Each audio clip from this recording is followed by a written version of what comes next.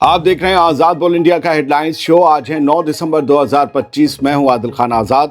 दुनिया के सबसे बड़े अखबारों और रिपोर्टर्स से चुनी गई कुछ बड़ी खबरों को आपके सामने रखेंगे जिन्होंने आज सुर्खियां बटोरी। इस शो में आज आप देखेंगे साउथ लेबनान में इसराइल का बड़ा हमला, हिजबुल्लाह का बहुत बड़ा नुकसान, थाईलैंड और कंबोडिया बॉर्डर पर फिर से जंग के आसार, 2 दिन में फौजियों समेत 10 लोगों की मौत, पाकिस्तान के खैबर पख्तूनख्वा में हमला, 6 फौजियों की गई जान, गजा के लिए बड़ी राहत, इराक का गुनाहगार टोनी ब्लेयर अब ट्रंप के बोर्ड ऑफ पीस से हुआ बाहर, वेस्ट बैंक को निगलने की तैयारी में इसराइल, $843 मिलियन से बनेगी नई नाजायज यहूदी बस्तियां, यमन की प्रेसिडेंशियल काउंसिल हुई कमजोर, यूएई बैक्ड एसटीसी ने साउथ यमन पर किया पूरा कब्जा, सऊदी यूएई की दुश्मनी हुई उजागर, हूथी मीडिया की खास डिटेल्ड रिपोर्ट देखिए अंदर, और ईरान की आर्म्ड फोर्सेस का बड़ा दावा, मिसाइल और ड्रोन पावर बढ़ी, वेस्टर्न सपोर्टर्स हुए कमजोर। शुरुआत करते हैं शो की। यमन वाली खबर जरूर देखिएगा, बेहद खास है। दोस्तों, साउथ लेबनान में आज फिर इसराइल ने एक बड़ा हमला कर दिया है। सवाल अब ये उठ रहा है कि क्या लेबनान के खिलाफ अगली जंग फिर से शुरू होने वाली है। इसराइली आर्मी का कहना है कि उसने साउथ लेबनान में हिजबुल्लाह के कई ठिकानों पर सीधा वार किया है। आईडीएफ ने कुल 6 एयर स्ट्राइक्स की। उसका दावा है कि उसने एक ट्रेनिंग कैंप भी तबाह कर दिया जहां हिजबुल्लाह की रद्बान फोर्स हथियारों की ट्रेनिंग, गोलियां चलाने की प्रैक्टिस और लड़ाई के लिए तैयारी किया करती थी। आईडीएफ बोल रही है कि ये पूरा इलाका इसराइल के खिलाफ प्लान बनाकर हमला करने वालों का अड्डा था, इसीलिए इसे खत्म करना जरूरी था। इसराइल ये भी दावा कर रहा है कि उसने कुछ और फौजी ढांचे और एक मिसाइल लॉन्च पॉइंट को भी निशाना बनाया। याद रखिएगा, 6 बड़ी एयर स्ट्राइक्स हुई हैं। तस्वीरें बहुत भयानक हैं, लेकिन ग्राउंड से अभी तक कोई आज़ाद कंफर्मेशन नहीं आया है हिजबुल्लाह की तरफ से भी और लेबनानी अथॉरिटीज़ की तरफ से भी कि कितना और क्या नुकसान हुआ है। लेकिन ये अंदाजे लगाए गए हैं कि नुकसान बहुत बड़ा हुआ है, क्योंकि बहुत बड़े गुबार इन एयर स्ट्राइक्स के बाद सुबह सुबह अंधेरे में उठते हुए दिखाई दिए। बॉर्डर टेंशन पहले ही आसमान पर है और इसराइल लगातार हमले करता चला जा रहा है। तो असली पिक्चर है क्या? इसराइल की ये चाल जंग की तरफ एक और कदम है या बस प्रेशर बढ़ाने का नया तरीका है? अगले कुछ दिनों में साफ हो जाएगा। याद रखिएगा, यूनिफिल ने कल ही कहा था कि इसराइल झूठ बोल रहा है कि हिजबुल्लाह फिर से अपनी ताकत बढ़ाने के लिए हथियार जमा कर रहा है। कोई हथियार जमा नहीं कर रहा है और कोई भर्तियां हिजबुल्लाह नहीं कर रहा है, ये कहा गया था। दोस्तों, थाईलैंड और कंबोडिया की लड़ाई दूसरा दिन पार कर चुकी है और हालात बेहद खराब हो चुके हैं। बॉर्डर पर लगातार 2 दिन की झड़पों में कम से कम 10 लोग मारे जा चुके हैं और 1 लाख से ज्यादा लोग अपने घर छोड़कर भागने पर मजबूर हो गए हैं। कंबोडिया कह रहा है कि उनके यहाँ 7 मौतें हुई हैं, जबकि थाईलैंड ने 3 सिपाहियों के मारे जाने की तस्दीक की है। थाईलैंड ने, थाई आर्मी का कहना है कि हमारे 3 जवान मारे गए, एक 8 दिसंबर को और 2 9 दिसंबर को।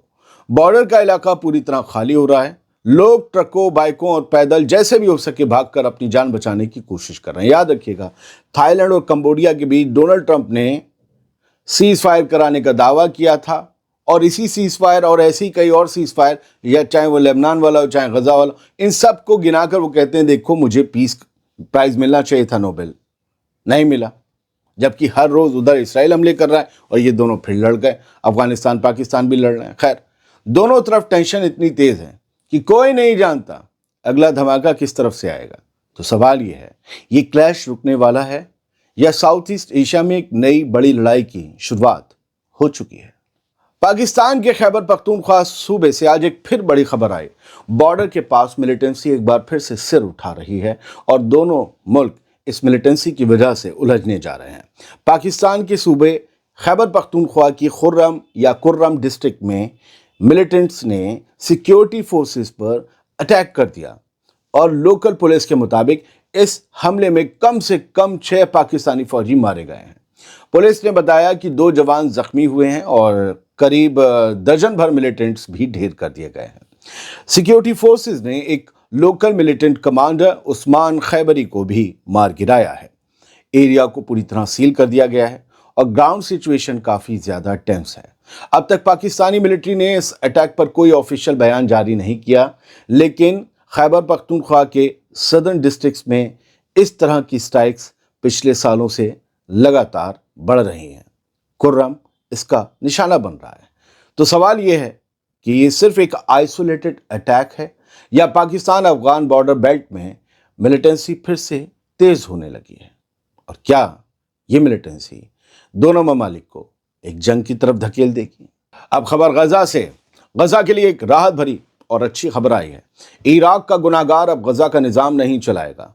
गजा के लिए यह अच्छी खबर है कि ट्रंप के बोर्ड ऑफ पीस में जिस शख्स को गजा का इंतजाम संभालने के लिए आगे लाया जा रहा था, यानी टोनी ब्लेयर, वो अब इस बोर्ड से बाहर हो गया है। याद रखिए, अभी एक secret meeting Donald Trump, Netanyahu और टोनी ब्लेयर के बीच हुई भी थी, लेकिन उसके बाद इसका पत्ता कैसे साफ हो गया।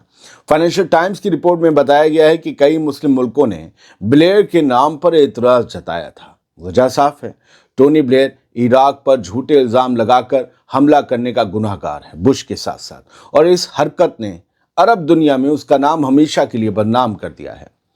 ये 72 साल का ब्रिटिश सियासतदान, जो कभी ब्रिटेन का वजीर आजम था, ट्रंप की टीम में गजा के इंतजामी काउंसिल का एक अहम मेंबर बनने वाला था, लेकिन अरब मुल्कों के दबाव के बाद अब उसे इस बोर्ड से ड्रॉप कर दिया गया है।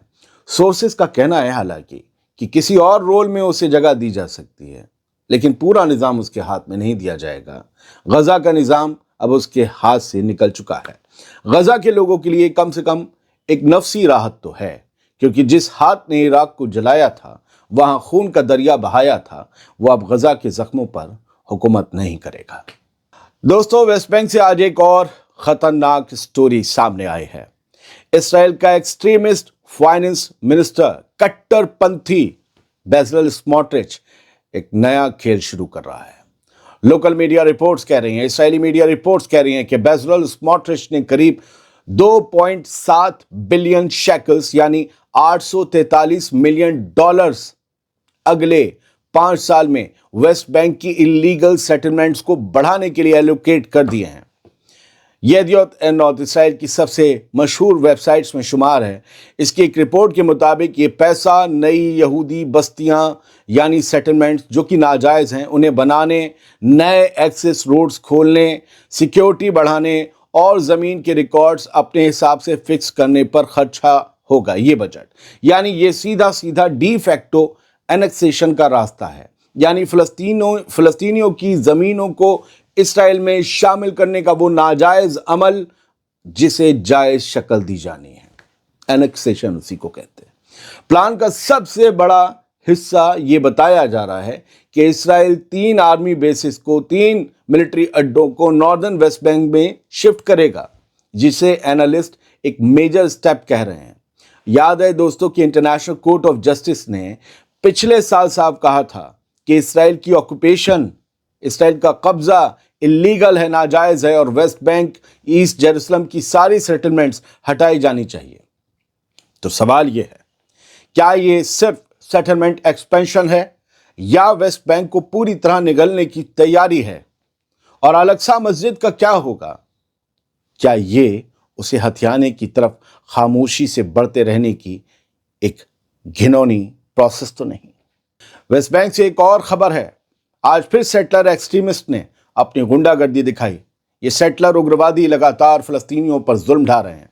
बैतलेहम के साउथ में इन एक्सट्रीमिस्ट सेटलर्स ने फ़लस्तीनियों की कई गाड़ियां आग लगाकर जला दी और इसे अपने हिसाब से प्राइस टैग अटैक बताया। प्राइस टैग अटैक यानी इलीगल आउटपोस्ट हटाए जाने का बदला, जो कि आईडीएफ ने हटाई थी, लेकिन बदला लिया गया फ़लस्तीनियों से। आईडीएफ से ले लेंगे बदला, पड़ेगी गोली, लाल हो जाएंगे पीछे से। गांव की फुटेज में पूरी तरह जली हुई कार दिख रही हैं और दीवारों पर हेब्रू में लिखा है रिवेंज और रिगार्ड्स टू बीबी, यानी बदला। और ये बीबी ये नेतन्याहू की वजह से, मतलब खुली धमकी, खुला मैसेज।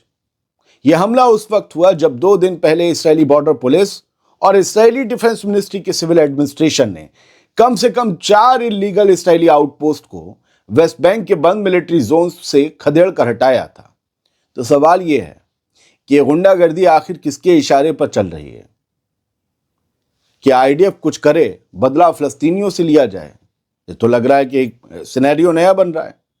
ये गुंडागर्दी किसके इशारे पर है और कब तक फ़लस्तीनियों पर ऐसे हमले करने वाले खुले छोड़े जाएंगे? क्या यही हक फलस्तीनियों को भी हासिल होगा कि वो इनकी गाड़ियां जला दें? फिर तो आप कहोगे टेररिस्ट अटैक, मार दोगे सबको। जहां इंसाफ के दो पैमाने होते हैं, याद रखिए वहां कभी अमन आ ही नहीं सकता। चाहे इसराइल हो, चाहे कोई और मुल्क हो, अगर इंसाफ मजहब और नस्ल देखकर किया जाएगा तो याद रखिए कि बवंडर होगा जरूर। अब यमन से आई हुई सबसे स्पेशल स्टोरी सुन लीजिए, हुथीस की मीडिया ने दी है।